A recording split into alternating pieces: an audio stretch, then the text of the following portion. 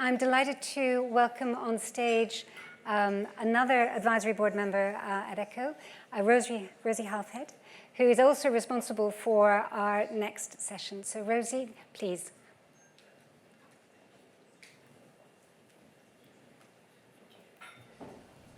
Good afternoon, everybody.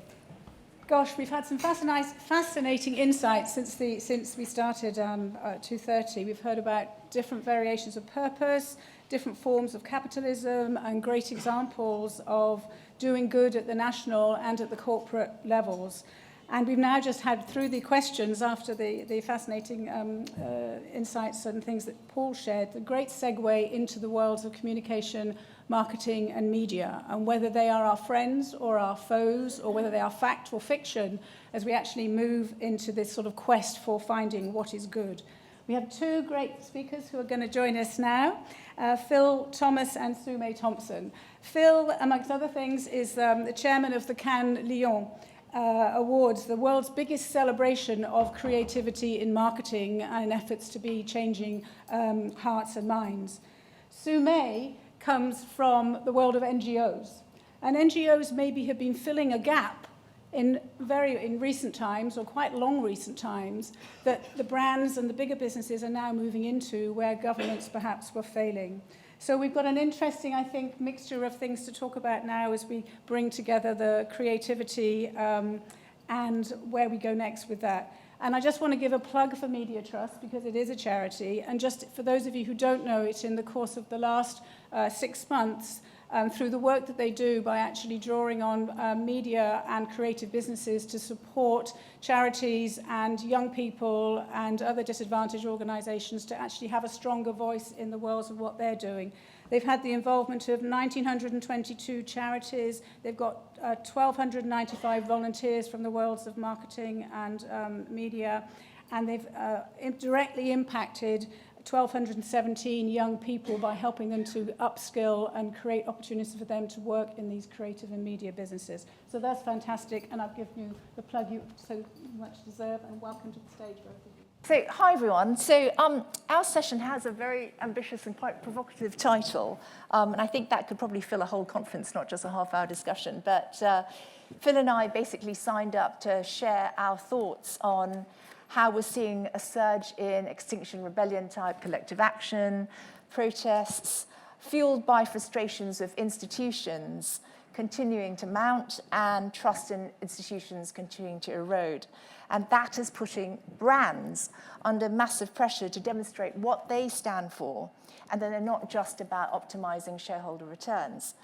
But if you are a brand, how much engagement with NGOs and activist groups is appropriate? How do you decide from the plethora of pressing environmental and social causes which ones to back? And how do you avoid being criticized for cynical woke-washing? So that's quite a lot of ground to cover, but we'll give it our best shot, right, Phil? We'll be out of here by 10 latest. And rather than kind of give formal speeches, we're going to make this a bit more of a conversation. Yeah, right. Sounds good. So over the weekend, I was listening to your fantastic podcast series, which looks at the biggest issues facing marketing, the marketing industry today, and in particular, the episode where you asked the question whether brands should just leave the work of making the world a better place to NGOs, the UN, and politicians. Yep. Right, so we definitely at Media Trust have a few misgivings about the blurring of lines, but why don't you start by telling us from your amazingly glamorous viewpoint as president of Cannes Lions? Well, sure. I mean, just to explain a bit about what Cannes Lions is, if you haven't been there, it's a gathering 65 years old, started in 1954. It's a gathering of marketers and advertisers, basically. And we do two things. We give awards to the very best advertising communications in the world. We're kind of like the Oscars for advertising, or we like to say the Oscars are more like the Cannes Lions for films. The other thing we do is we bring the marketing, communications, advertising industry together in the south of France, in Cannes, hence the name. And as I say, it's been going 65 years, but in the last sort of 10 years, I suppose, it's changed a little bit because there has been a really strong sense of and need to discuss this whole subject of purpose. And I think there are a couple of reasons why it's happened at our event. We have about 20,000 people from about 100 countries, so it's quite a big event.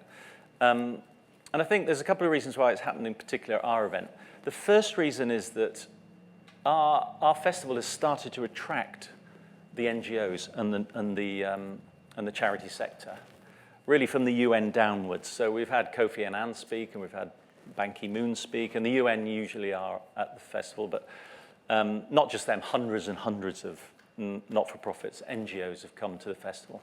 And they're attracted by the ability to learn how to communicate what they are trying to communicate. Because as we know, NGOs aren't the greatest at that. Brands are very good at it. So they want to find partners who can help them to communicate.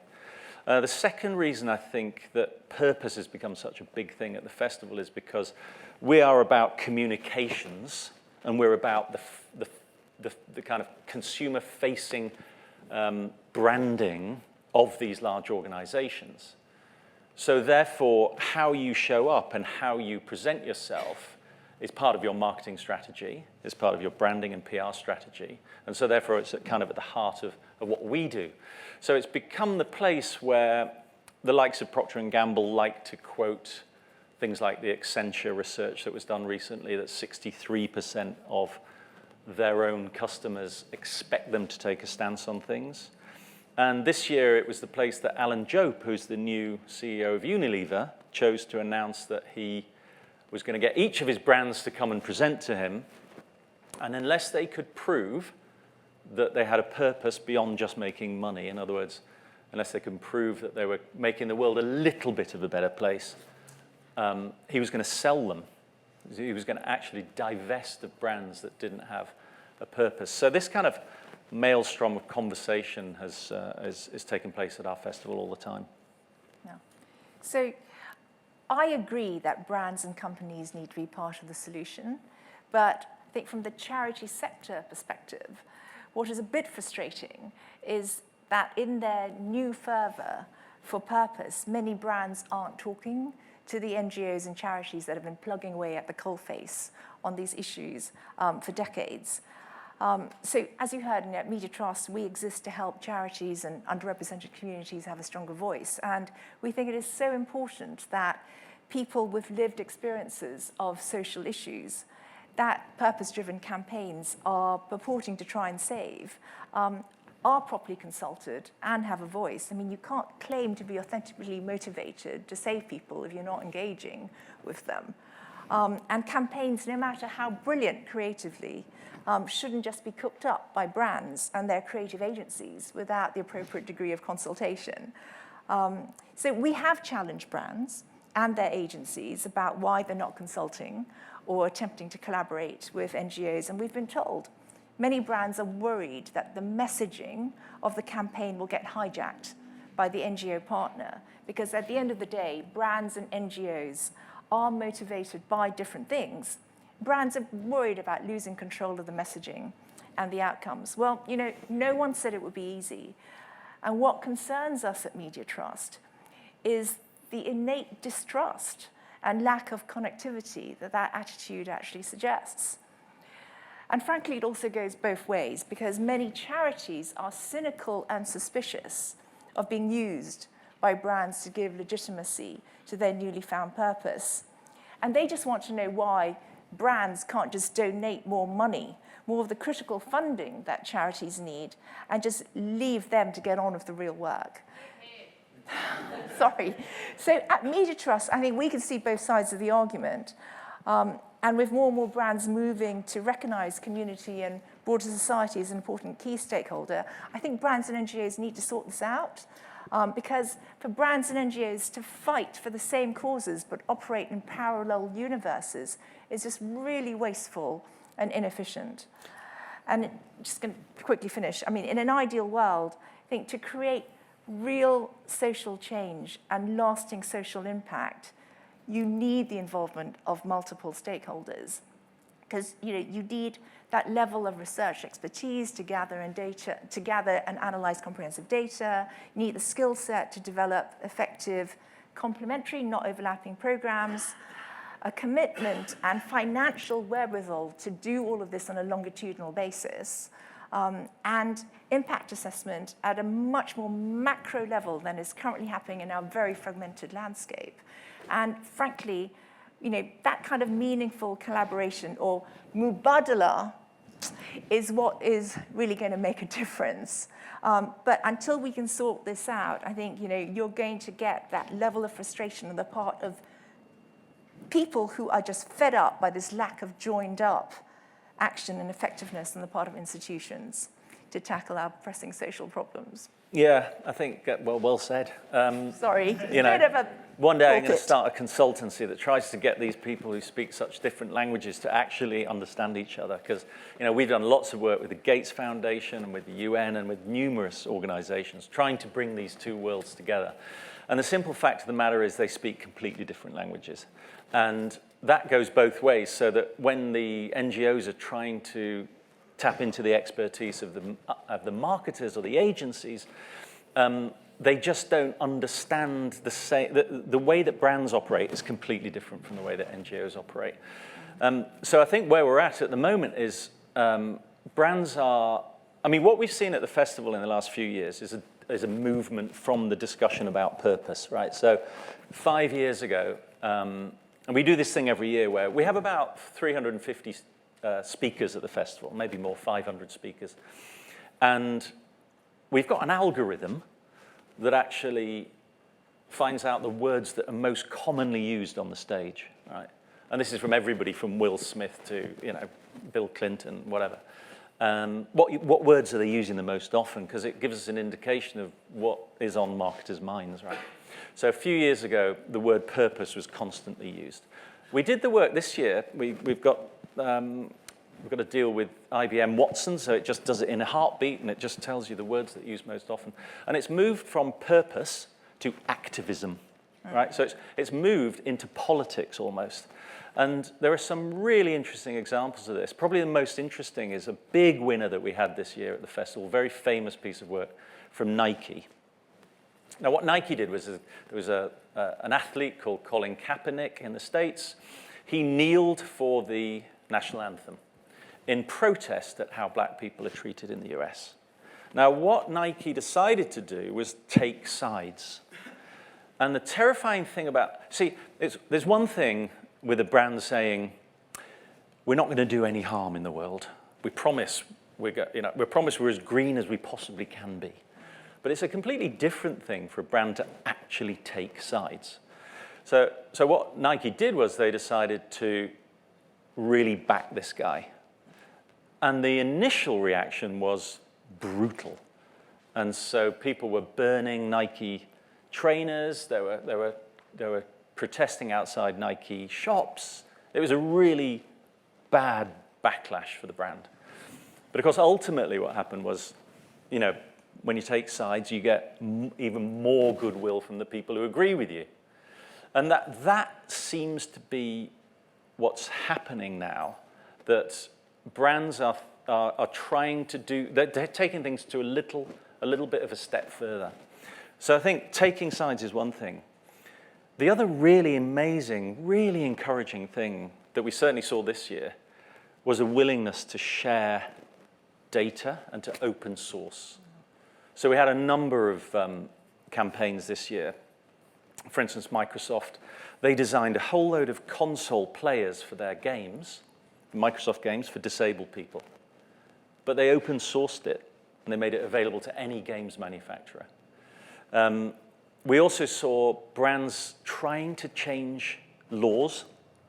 So we had this fantastic campaign. We're going to show you one campaign in a minute, but I'll just tell you about this one briefly. It was from Germany. It was from a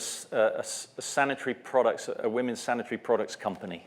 In Germany, tampons have a 17% VAT tax.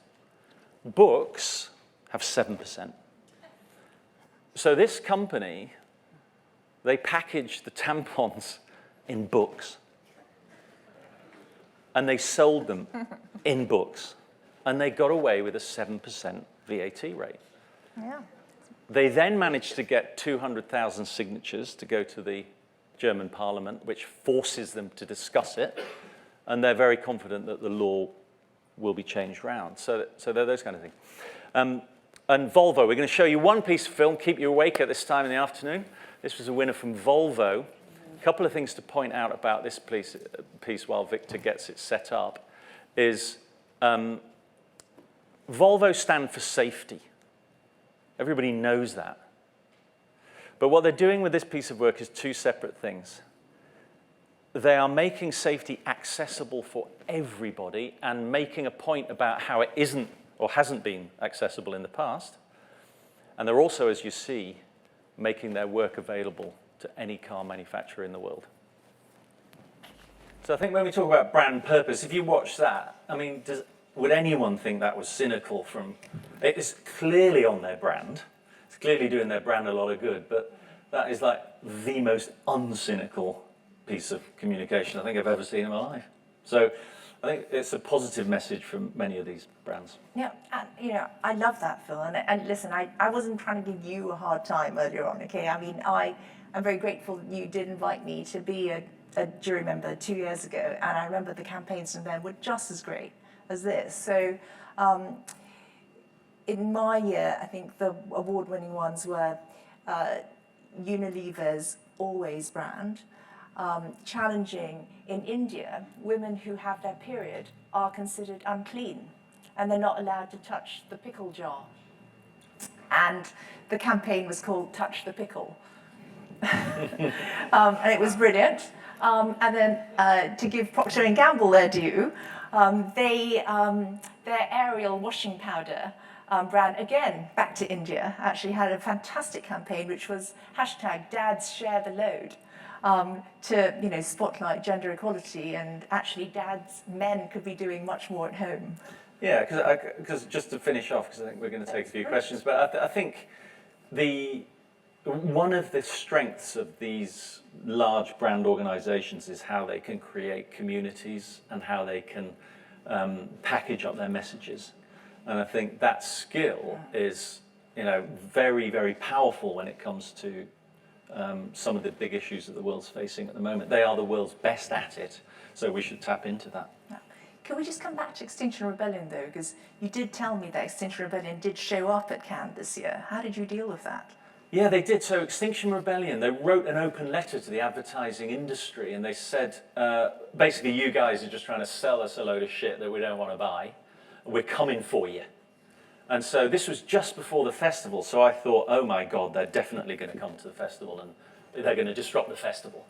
So I contacted them and we had a bit of back and forth, and I was just minding my own business at Cannes one night, and the phone went, and this voice said, "This is Will from Extinction Rebellion."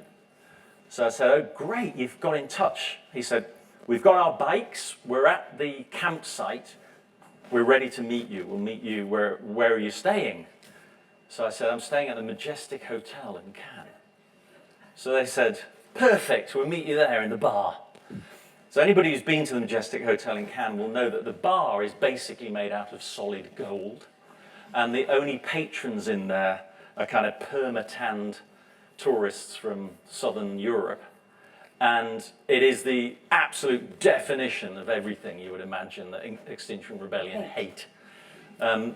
But they came in, eventually they came into the bar. I could tell it was them. They had their bike helmets and they were dressed appropriately. Young people, about 5 young people. And they sat down and said, "We'd like a drink." They said, "Rosé?" Mm-hmm. So we had a bottle of rosé with Extinction Rebellion.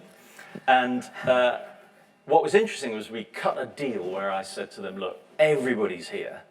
The UN downwards, they're all here and they're all communicating, they're all talking, they're all having a conversation with these people who can help. So you've got a choice. You can either disrupt the festival or you can engage and let's cut a deal." And unfortunately, as I mentioned the other day to you, I did cut a deal and it was all fine, but I was actually hobbled by politics because I needed the agreement of the mayor of Cannes and also the French government, actually. I needed the agreement of them, and they said no. So they said, "We will not allow this organization," which is, in their view, a political organization, to have a platform in our city, come what may. So I had to go back to Extinction Rebellion and say, you know, all that stuff I promised you that I was going to do, I can't do any of it now anymore. So they then disrupted the festival. Yes, they were sitting on the red carpet. Yes, it was very entertaining. But I was trying to encourage them. I honestly believe so strongly that they would have got so much more out of it if we could have helped them to engage. Yeah. So I know, Sandra, you're very keen for us to leave some time for Q&A. And actually, Phil and I have a question for you. Because, you know, all of this is slightly kind of maybe woolly. But, you know, if it came down to it, if you were if you were CEO or head of marketing or corporate affairs for a brand, or you were their advisors, and you had the choice between a TV ad and a purpose-driven activation, where the purpose was deeply embedded in your brand values, but if the TV ad would drive 5% more revenue, which one would you pursue? So really, the heart of that question is, should brands make their shareholders take a haircut on returns for the sake of stakeholders and in the name of social good? So who is brave enough to tell us what they would do in that situation? There's someone at the front here who's brave enough. Go on. Anyone? Well, I'm going to go back to this is Jyoti Banerjee, and I guess I was talking multiple capitals. And so I'd say if we're simply talking financial capital, then yeah, you got to take the 5% extra. But do we understand what the other capitals are? What are they worth? Yeah. In which case, 5% extra on financials, my goodness, that must be a pitiful number compared to the other values of the capitals.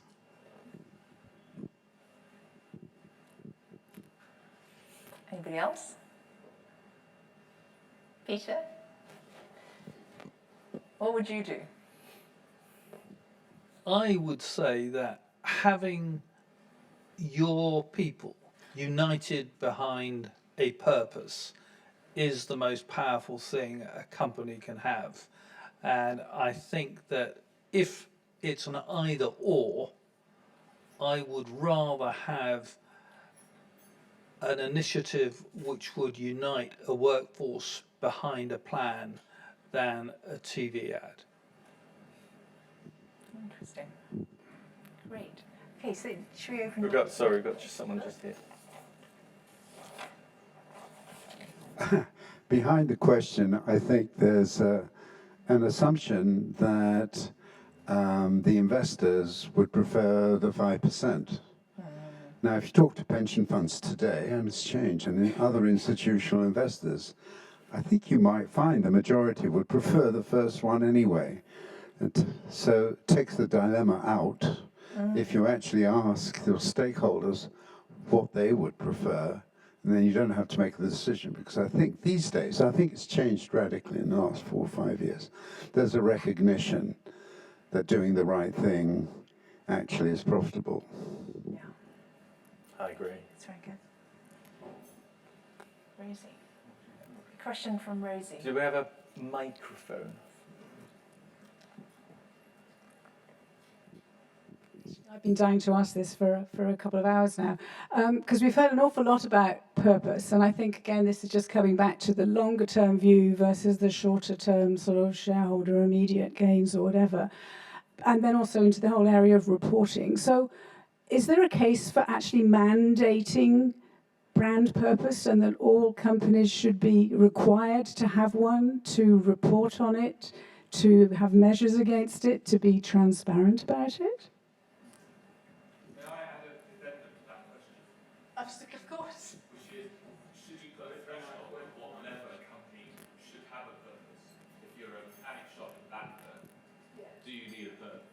Arguably, you do, but you don't necessarily call it a purpose. Yeah. You would. I work with small businesses. Okay, fair enough. That's a threshold. Do you want to go first, or shall I? Yeah. I mean, I think from what we see at Cannes anyway, there is absolutely no doubt that every single. I mean, we had 94 of the top 100 organisations in the world represented at Cannes in some form or another. And from what we see, every single one is wanting to be extremely clear about the purpose that they. It's kind of, purpose is a strange word. I think what they're saying is, you know, how are we going to make the world just a tiny bit better? And in what way, in what battles do we want to fight to make this world a tiny bit better? And I think it's not only about brand, it's about the kind of people that you can attract. I mean, I imagine if you had a symposium of people who were interested in joining the automotive industry, and you showed them that film from Volvo, I suspect the propensity to join Volvo as an engineer would go through the absolute roof, because clearly that is one seriously great organisation.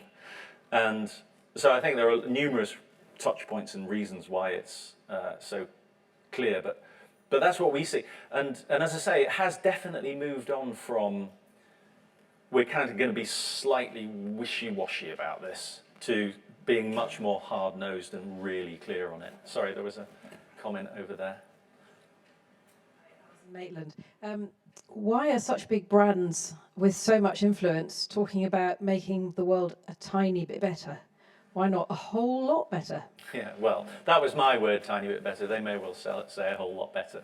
Apologies, that was just... When you're reflecting on it's better the than not better at all, I suppose. Yeah. I just wanted to come back to the gentleman's question before, which is, some of you know, I mean, Elizabeth Warren is advocating right now a new Accountable Capitalism Act, and that will require big corporations over a certain threshold to have to stop regarding their sole obligation as profitability and shareholder enrichment, and to consider the interests of all stakeholders in making their decisions. And okay, that debate is now happening in the States, but actually, you know, if you think about, if you remember back to David Cameron and Big Society from 2011, I mean, that was kind of where he was going as well.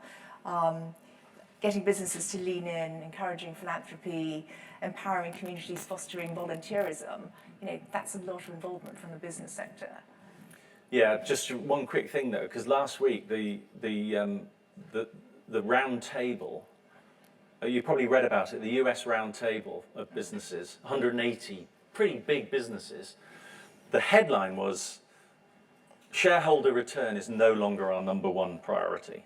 But there's a brilliant piece in Bloomberg, I think it is, basically saying that is just a PR story. Yeah, you just read that piece. It's really interesting because it deconstructs this.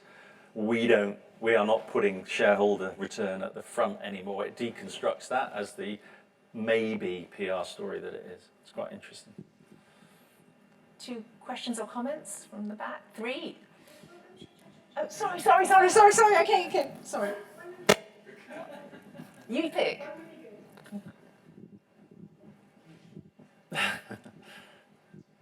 Dan Hogan, Quadra BR. I think you both talked about the mutual frustration of brands and NGOs when they're trying to talk to each other and work and collaborate together, in that they don't really speak the same language and go away from that conversation unsatisfied.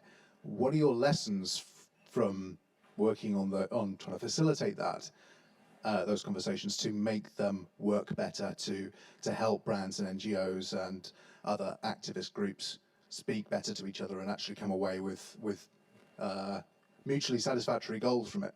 So one day I'm going to write a book on this, because I mean we haven't got long, but that's a massive question. So I did a huge multi-year piece of work with the Gates Foundation. I ended up in Washington with Gavi. Gavi is the organisation that does vaccinations all over the world. And I was sitting next to, and we had a big budget for this piece of communications, really big, multi-million, it was paid for by the Gates Foundation, multi-million-dollar communications plan.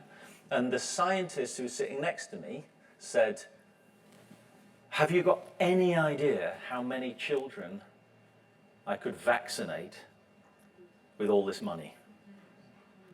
And that is the absolute, I think that is the heart of the issue. Okay, so NGOs are often, they aren't built like brands, so they don't see the benefit. They just can't understand the benefit of spending $2 million on a communications campaign about vaccinations. Now, brands can completely see that.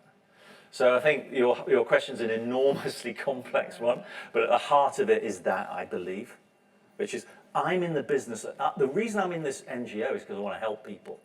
I'm not in this NGO to spend $2 million on a communications campaign. That's where the struggle is. And I actually don't think that we're going to move on until that sector, the third sector, can really get their heads around thinking a little bit more like a brand, personally.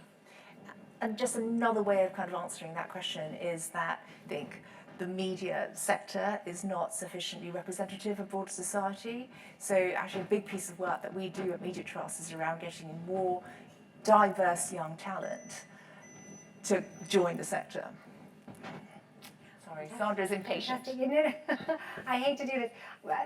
Tension on language, tension on connecting. We talked earlier on with Paul and Kate about tension on US versus UK, and tension on time, forgive me. But I just think we need to give a really purposeful applause for a wonderful session. Thank you both.